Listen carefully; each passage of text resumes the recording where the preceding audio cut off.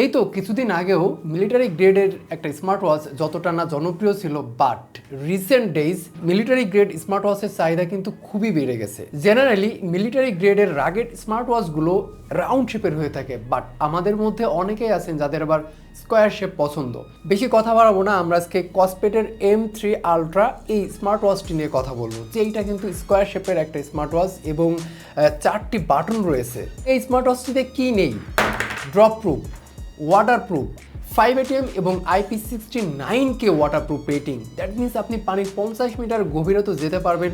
Smart ওয়াচটি আমরা কয়েকটি উপায়ে টেস্ট করে দেখেছি এটা আসলে রাগেড কিনা। তাছাড়াও আপনারা জানেন যে এইটা মিলিটারি গ্রেড 810 সার্টিফাইড, যেটা কিন্তু 15টি টেস্টের উপর ডিপেন্ড করে এই সার্টিফিকেশনটা দেওয়া হয় আমেরিকা থেকে। প্রথমে এর ডিজাইন এবং বিল্ড কোয়ালিটি পার্টটা নিয়ে যদি কথা বলি, তাহলে এর সাইড প্যানেল এবং বেজেলের পার্টটা বিল্ড করা হয়েছে স্টেনলেস স্টিল দিয়ে। রিয়ার প্যানেলটা 3টি ম্যাটেরিয়াল দিয়ে বিল্ড করা হয়েছে, তার মধ্যে পলিয়ামাইড এবং ফাইবার গ্লাস অন্যতম। এবং এই যে ফাইবার গ্লাস, এই ফাইবার গ্লাসের কারণেই এই ওয়াচটি কিন্তু ফায়ার রেসিস্ট্যান্ট। রয়েছে 4টি বাটন, রাইট সাইডের উপরে বাটন সিলেকশন বাটন, অর্থাৎ এইটা দিয়ে আপনি মূল মেনুতে যাইতে পারবেন, আবার হোম পেজে আসতে পারবেন।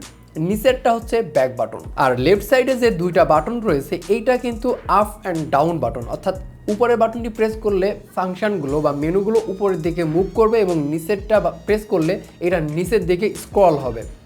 এছাড়াও আপনি এই ব্যাক বাটনটা কিন্তু কাস্টমাইজ করতে পারবেন, সেটা সেটিংস থেকে ডাউন কি সেটিং এই অপশনটাতে গেলে আপনারা সেটা চেঞ্জ করতে পারবেন।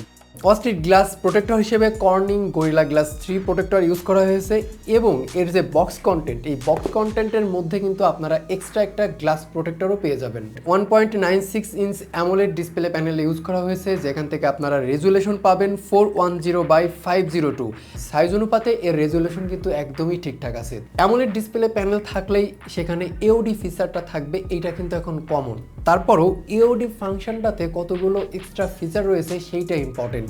যেমন এই স্মার্ট ওয়াচটিতে এওডি ফিচারের পাশাপাশি এই এওডি মানে অলওয়েজ অন ডিসপ্লেটা আপনি কি সারাক্ষণ অন রাখতে চান অথবা কত সময়ের জন্য অন রাখতে চান, সেইটা কিন্তু এই স্মার্ট ওয়াচটিতে কাস্টমাইজ করার সুবিধা রয়েছে। তাছাড়াও 3টি বাই ডিফল্ট এওডি স্টাইল পাওয়া গেলেও আপনারা চাইলে এর যে ওয়াচ ফেস মানে স্মার্ট ওয়াচের যে ওয়াচ ফেস সেইটা কিন্তু এওডি হিসেবে ইউজ করতে পারেন।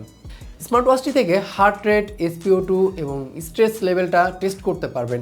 এবং মজার ব্যাপার হচ্ছে এই ধরনের স্মার্ট ওয়াচের সেন্সর অ্যাকুরেসি রেটটা কিন্তু অনেক ভালো হয়ে থাকে। এবার আসি কাজের কথায়, অর্থাৎ ওয়ার্কআউট ফিচার। একটা রাগেড স্মার্ট ওয়াচের ওয়ার্কআউট ফিচারটা কিন্তু খুবই ইম্পর্টেন্ট। অ্যান্ড এই স্মার্ট ওয়াচটি থেকে 170+ ওয়ার্কআউট মোড পাওয়া যাবে এবং যেগুলো কিন্তু বেশ ইউজফুল। আপনি outdoor walking, indoor walking, outdoor running, biking, সাইকেলিংয়ের মতো যে স্মার্ট ফিচারগুলো আছে, ওয়ার্কআউট যে ফিচারগুলো আছে সবগুলো কিন্তু স্মার্ট ওয়াচটি পরে ইউজ করতে পারবেন। তাছাড়াও রয়েছে অটো স্পোর্ট ডিটেকশন মোড, যেটা অন করা থাকলে আপনি ওয়াচটি পরে যখন যে এক্সারসাইজটা করবেন বা যখন যে ওয়ার্কআউটটা করবেন অটোমেটিকলি সেই মোডটা এই ঘড়িতে অন হয়ে যায়।